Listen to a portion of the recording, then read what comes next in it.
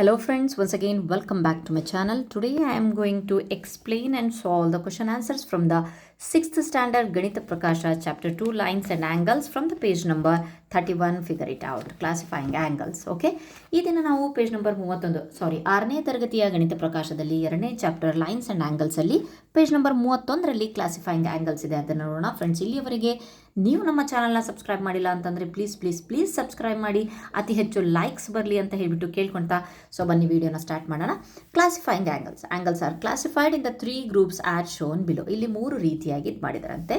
So right angles are shown in the second group. ಇಲ್ಲೆಲ್ಲ ನಮಗೆ already right angle ಬಗ್ಗೆ ಹೇಳಿದ್ದೀವಿ, ದಟ್ ಈಸ್ 90 ಡಿಗ್ರಿ ಅಂತ ಹೇಳಿದ್ದೀವಿ.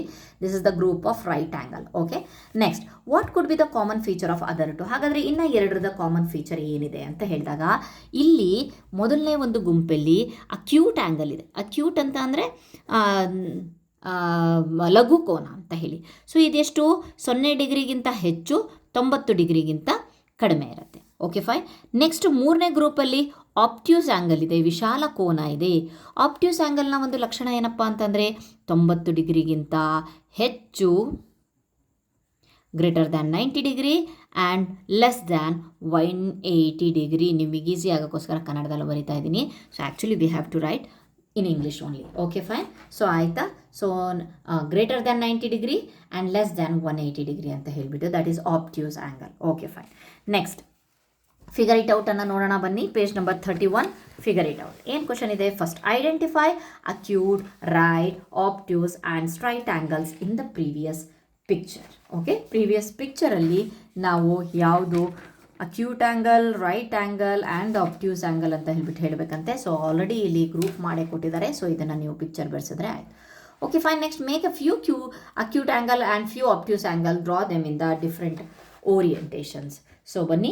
ನೆಕ್ಸ್ಟ್ ಏನಂತೆ, ಕೆಲವು ಲಘು ಕೋನಗಳನ್ನು ಮತ್ತು ಕೆಲವು ಅಧಿಕ ಕೋನಗಳನ್ನು ಮಾಡಿ ಅವುಗಳ ವಿವಿಧ ರೀತಿಯಲ್ಲಿ ರಚಿಸಿ ಅಂತ ಕೊಟ್ಟಿದ್ದಾರೆ. ಸೊ ಬನ್ನಿ ಇಲ್ಲಿ ನೋಡೋಣ ಅಕ್ಯೂಟ್ ಆ್ಯಂಗಲಿಗೆ ಎಕ್ಸಾಂಪಲ್. ಓಕೆ, ಇದನ್ನು ಅಕ್ಯೂಟ್ ಆ್ಯಂಗಲ್ ಇದು ಅಂತಂದರೆ acute angle means 0 to 90 degree. Okay, greater than 0 degree and less than 90 degree. ನೆನಪಿರಲಿ, acute angle and this one is also obtuse angle. Examples are here it is angle ABC, angle PQR, angle STR. Okay fine. These are all the example for the obtuse angle. Obtuse angle is nothing but greater than 90 degree and less than 180 degree. Okay fine. Next we know that 180 degree it means straight angle. Okay, first next question, do you know that the words acute and obtuse mean? ಏನು ಲಘು ಕೋನ ಮತ್ತು ವಿಶಾಲ ಕೋನ ಅಂತ ಅಂದರೆ acute means sharp and obtuse means blunt. Acute ಅಂತ ಅಂದರೆ ಏನಪ್ಪ ಅಂತಂದರೆ ಶಾರ್ಪ್, ಚೂಪಾದ. ಆಪ್ಟ್ಯೂಸ್ ಅಂತ ಅಂದರೆ ಬ್ಲಂಟ್, ಮೊಂಡಾದ. Why do think these words have been chosen? ಯಾಕೆ ಈ ವರ್ಡ್ಸ್ಗಳನ್ನು ಆಯ್ಕೆ ಮಾಡಿದ್ದಾರೆ ಅಂತ ಹೇಳ್ಬಿಟ್ಟು ಹೇಳಿದರೆ, so the answer is the word acute means sharp and is use to describe the angles which are less than 90 degree, thereby appearing sharp, narrow and pointed. ಯಾವ ರೀತಿಯಾಗಿ ಇಲ್ಲಿ ನೋಡಿ. ಸೊ ಇಲ್ಲಿ ಶಾರ್ಪ್ ಆಗಿದೆಯಲ್ವಾ, ಎಷ್ಟು ಶಾರ್ಪ್ ಇದೆ ನೋಡಿ. Angle ABC ಅಂತಲೇ ತೊಗೊಂಡ್ರೆ ಎಷ್ಟು ಶಾರ್ಪ್ ಆಗಿದೆ ನೋಡ್ರಿ ಇದ್ರ ಮೂತಿ. The word obtuse means blunt and is use to describe angles which are more than 90 degree, thereby appearing wider. ಇಲ್ಲಿ ಸ್ವಲ್ಪ 90 ಡಿಗ್ರಿ ಜಾಸ್ತಿ, 90 ಡಿಗ್ರಿಗಿಂತ ಜಾಸ್ತಿ ಇರೋದ್ರಿಂದ ಇದು ಸ್ವಲ್ಪ ಅಪಿಯರ್ ಯಾವ ರೀತಿಯಾಗಿ ಆಗುತ್ತೆ ಅಂತಂದರೆ ಸ್ವಲ್ಪ ವೈಡರ್ ಆಗಿ ಓಪನ್ ಆಗುತ್ತೆ. ಫಾರ್ ಎಕ್ಸಾಂಪಲ್ ಇಲ್ಲಿ ನೋಡಬಹುದು ABC. ಸೊ ಇಲ್ಲಿ ಎಷ್ಟು ಚೂಪಿದೆಯೋ ಇಲ್ಲಿ ಚೂಪಿಲ್ಲ, ಇಲ್ಲಿ ಮೊಂಡಾಗಿದೆ ಅಂತ ಹೇಳ್ತಾ ಇದ್ದಾರೆ. ಮೊಂಡ್ ಅನ್ನೋದಕ್ಕೆ ಏನು ವರ್ಡ್ ಯೂಸ್ ಮಾಡಿದ್ದಾರೆ ಅಂತಂದರೆ blunt. Okay, here you can see the blunt here. Okay, next which are 90 degree, therefore appearing wider and less sharp. Okay, ಇಷ್ಟು ಬರೆದ್ರೆ okay. Next find out the number of the acute angles in each of the figures below.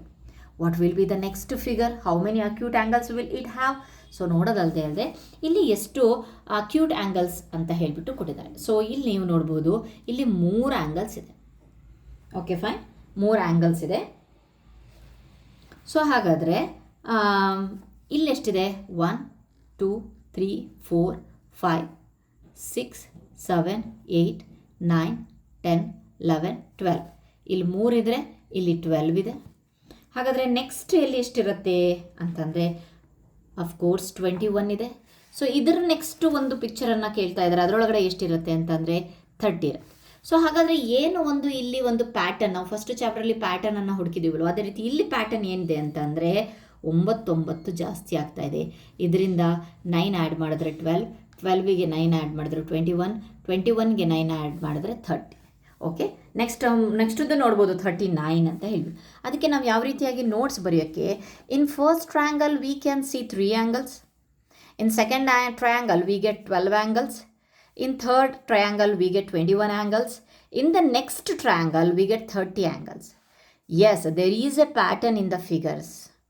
The number of the acute angles in each successive figure is increased by 9.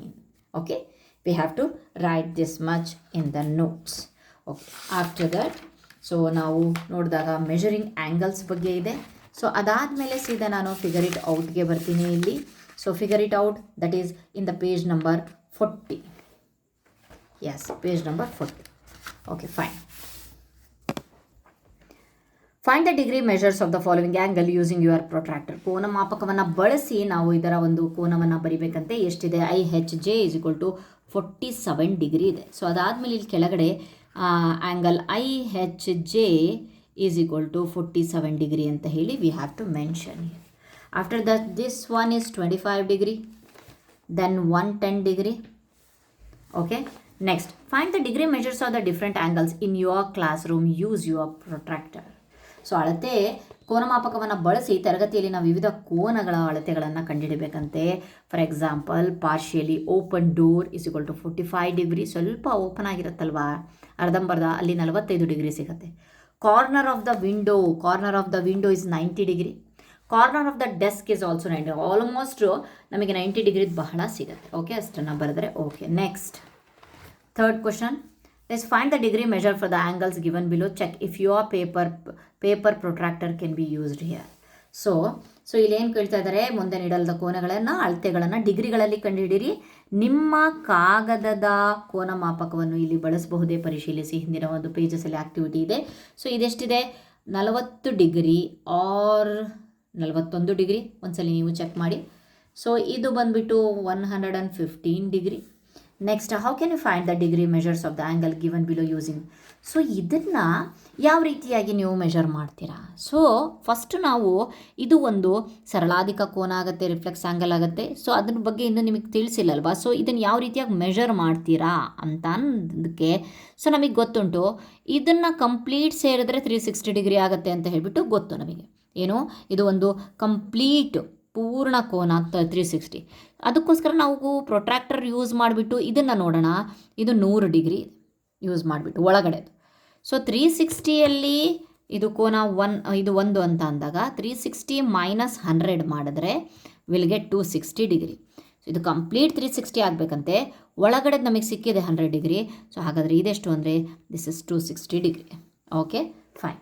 Next to measure and write the degree measure for that. So ಎಲ್ಲವ ಒಂದು ಕೋನವನ್ನು ಡಿಗ್ರಿಗಳಲ್ಲಿ ಅಳಿಬೇಕಂತೆ. ಇದು 80 degree. So ನೀವು measure ಮಾಡಿ. ಇದು 120 degree. Okay, next is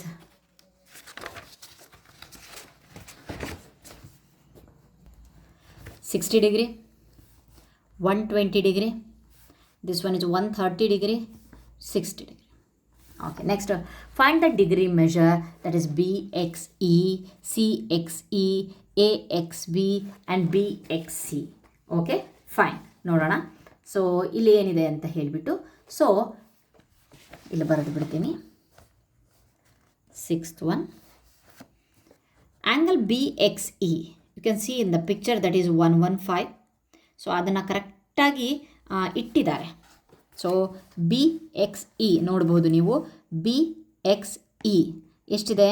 BXE that is 110, ಮತ್ತೆ ಮಧ್ಯಕ್ಕೆ ಕೊಟ್ಟಿದ್ದಾರೆ 115 ಇದೆ. Okay, so next angle CXE is 85 degree. CXE 80, then ಮತ್ತೆ ಕರ್ದ ಇದೆ 85. Okay, angle AXB is 65 degree. AXB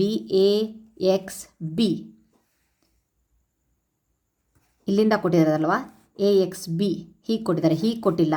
so ಹಾಗಾಗಿಬಿಟ್ಟು AXB is 65, 60 ಮೇಲೆ ನೋಡಿ, 60 ಆ್ಯಂಡ್ 5 65. ನಾವು ಆ್ಯಂಗಲ್ BXC ಕೇಳಿದ್ದಾರೆ. B X C.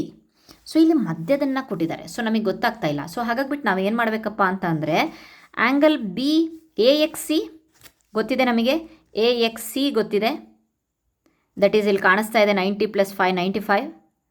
ಅದರೊಳಗಡೆ ಎ ಎಕ್ಸ್ ಬಿ 65 ಹೇಳಿದ್ವಲ್ಲ, ಅದನ್ನು ಲೆಸ್ ಮಾಡಿದ್ರೆ ನಮಗೆ ಇದು ಸಿಗತ್ತೆ. So that's why angle A X C minus angle A X B. We know that A X C is 95 degree and this one is 65 degree, 30 degree. Okay fine. B X ಸಿನು ಅವ್ರು ಯಾವುದನ್ನು mention find out ಮಾಡೋಕ್ಕೆ ಹೇಳಿದ್ರು ಎಲ್ಲದನ್ನು find out ಮಾಡಿದ್ವಿ. Okay, next find the degree measures of the P Q R, P Q S and P Q T. Okay fine. Next for the 7th ಇಲ್ಲೇ ಬರೆದು ಬಿಡ್ತೀನಿ. ಸೊ ಪಿ ಕ್ಯೂ ಆರ್ ಇಲ್ಲಿ ತೋರಿಸಿದ್ದಾರೆ, that is 45 degree. So we have to write here angle P Q R is equal to 45 degree. After that P Q S ಕೇಳಿದ್ದಾರೆ ಇಲ್ಲಿಂದ ಇಲ್ಲಿವರೆಗೆ, that is 80 degree. Okay, angle P Q S is equal to 80 degree. Angle P Q T complete ಇಲ್ಲಿಂದ ಇಲ್ಲಿವರೆಗೂ ಸಹ measure ಮಾಡಿದ್ರೆ that is P Q T is 130 degree. Okay fine. So next make the paper craft as per the given instruction. ಇಲ್ಲಿ ಒಂದು paper ಕ್ರಾಫ್ಟನ್ನು ಕೊಟ್ಟಿದ್ದಾರೆ. ಇಲ್ಲಿನ ಒಂದು ಸೂಚನೆಗಳ ಪ್ರಕಾರ ನಾವು ಅದನ್ನು ಅನ್ಫೋಲ್ಡ್ ಮಾಡಿಕೊಂಡು ಹೋಗಬೇಕಂತೆ. ತೆರೆದು ಕಾಗದವನ್ನು ಸಂಪೂರ್ಣವಾಗಿ ತೆರೆಯಿರಿ. Open the paper fully, draw lines on the creases. ಒಂದು ಮಡಚಿದ ಗೆರೆಗಳ ಮೇಲೆ ಲೈನ್ಸ್ ಹಾಕ್ಕೊಂಡು ಹೋಗಿ measure the angles formed. So ಇದನ್ನು ನೀವು ಮಾಡಬೇಕಾಗಿರೋದು. ಸೊ ಈ ರೀತಿಯಾಗಿ ಕಂಪ್ಲೀಟಾಗಿ ಮಾಡಿದ ಮೇಲೆ ಓಪನ್ ಮಾಡಬೇಕಂತೆ. ಓಕೆ, ಓಪನ್ ಮಾಡಿ ಆ ಎಲ್ಲ ಮಡಚಿದ ಗೆರೆಗಳ ಮೇಲೆ ಆ ಗೆರೆ ಹಾಕಿ ನಾವಲ್ಲಿ ತೋರಿಸ್ಬೇಕಂತೆ. ಓಕೆ, ನೆಕ್ಸ್ಟ್ ಕೇಳೋಣ.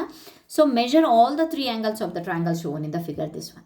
Okay fine, and write the measure down near the respective angles. So ಇಲ್ಲಿ ಏನು ಕೇಳ್ತಾ ಇದ್ದಾರೆ ಅಂತ ಅಂದರೆ ತ್ರಿಭುಜದ ಎಲ್ಲ 3 ಕೋನಗಳನ್ನು ಅಳೆದು ಆಯಾ ಕೋನಗಳ ಅಳತೆಗಳನ್ನು ಬರೆಯಿರಿ.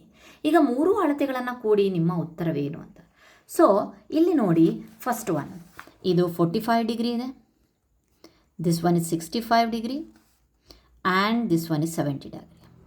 So 70, 45, 65, 550, that is 180 degree. So ಎಷ್ಟಾಯಿತು 180 ಡಿಗ್ರಿ. Okay fine.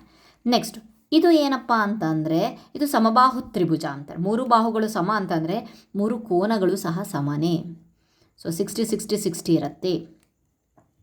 ಮತ್ತೆ ಇದನ್ನು ಆ್ಯಡ್ ಮಾಡಿದಾಗ 180 ಡಿಗ್ರಿ ಆಯಿತು. Okay, next fine. ಇಲ್ಲಿ ನೋಡೋಣ ಯಾವ ರೀತಿಯಾಗಿದೆ ಅಂತ ಹೇಳಿಬಿಟ್ಟು. ಇದು ಅಸಮಬಾಹು ತ್ರಿಭುಜ. ಅಸಮಬಾಹು ತ್ರಿಭುಜ ಇದ್ದಾಗಲೂ ಸಹ ನಮಗೆ ಇದನ್ನು ಆ್ಯಡ್ ಮಾಡಿದಾಗ 180 ಡಿಗ್ರಿ ಇರುತ್ತೆ.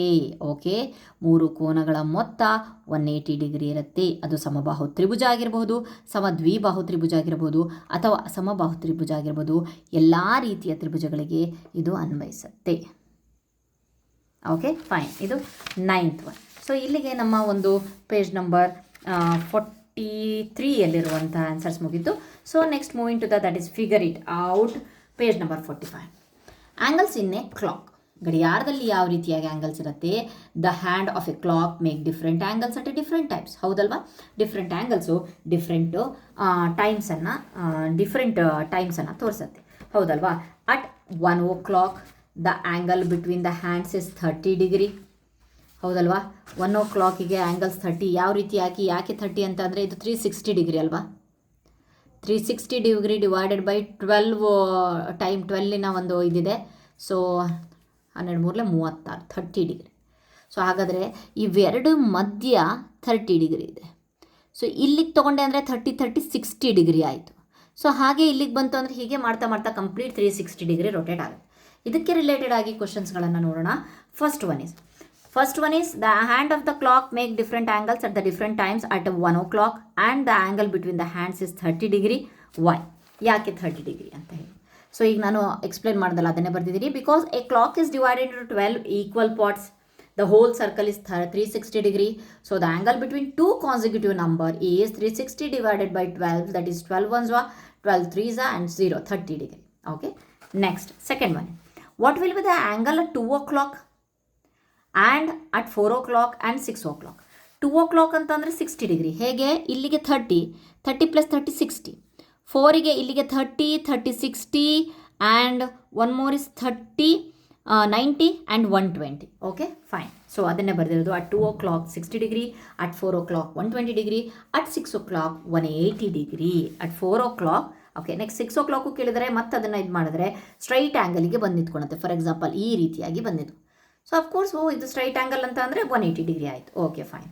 Next second question. That is the angle of the door. Is it possible to express the amount by which the door is open using an angle? What will be the vertex of the angle? ಇಲ್ಲಿ angle ರೆಡಿಯಾಗಿದೆ ಅಲ್ವಾ? Angle ಇಲ್ಲಿ ರೆಡಿಯಾಗಿದೆ. So ಇದಕ್ಕೆ ನಾನೇನು ಮಾಡ್ತೀನಿ, ABC ಅಂತ ಕೊಡ್ತೇನೆ. Here the vertex is B and the arms are AB and BC. Okay, AB and BC. So ಅದಕ್ಕೆ ನಾವು ಬರಿಬೇಕಾಗತ್ತೆ, yes, the opening of the door can be expressed using an angle, that is vertex, the hinge of the door. Arms of the angles means the door and the door frame or wall. Okay, next. Vidya is enjoying her time on the swing. ಜೋಕಾಲಿಯಲ್ಲಿ Vidya enjoy ಮಾಡ್ತಾ ಇದ್ದಾಳೆ. ಇಲ್ಲೂ ಸಹ ಒಂದು angle form ಆಗಿದೆ, that is here. Okay, ಯಾವ ರೀತಿಯಾಗಿ ಅಂತ ಅಥವಾ ಇಲ್ಲೂ ನೋಡಬಹುದು. ಇಲ್ಲಿ ಆ್ಯಕ್ಚುಲಿ ಇಲ್ಲಿ ಕರೆಕ್ಟ್ ಆಗಿದೆ. Okay fine. ನೆಕ್ಸ್ಟ್, ಹಾಗಾದರೆ ಇಲ್ಲಿ ಯಾವ ರೀತಿಯಾಗಿ ಯಾವುದು ವರ್ಟೆಕ್ಸ್ ಯಾವುದು ಆರ್ಮ್ಸ್ ಅಂತ ನೋಡಿದಾಗ, yes, the angle is formed at the top point where the swing is fixed.